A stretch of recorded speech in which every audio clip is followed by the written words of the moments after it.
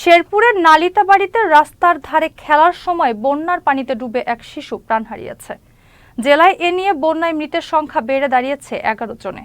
নতুন করে বৃষ্টি না হওয়ায় ঢলের পানি কমতে শুরু করেছে ময়মনসিংহ ও শেরপুরে। অন্যদিকে নেত্রকোনার পাহাড়ি ঢলের কারণে এখনও পানি বেড়েই চলেছে। জেলার 5 উপজেলার 1.5 লাখেরও বেশি মানুষ পানিবন্দী রয়েছে। উজানের পানি বিভিন্ন নদ নদী হয়ে বইছে ভাটির দিকে।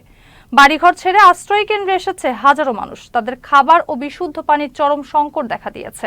আশ্রয় কেন্দ্রে আসা লোকজন বলছে, বন্যার পানিতে ভেসে গেছে পুকুরের মাছ। হাজার হাজার হেক্টর জমির আমন ধানও ডুবে গেছে। পানি সরাও ঘুরতেছি আমি পুরো বছর বাঁচাতে পারছি না। পয়সা টয়সা সব তল হয়ে গেছে। আমার বিচার করা জমি লাগাইলাম, সব তল হয়ে গেছে। আমি গরিব মানুষ, কান্নাকাটি করতেছি। 1-2 কাঠা জায়গায় ওটা আল্লাহ নিচই কিভাবে আমরা চলবাম, কি করব?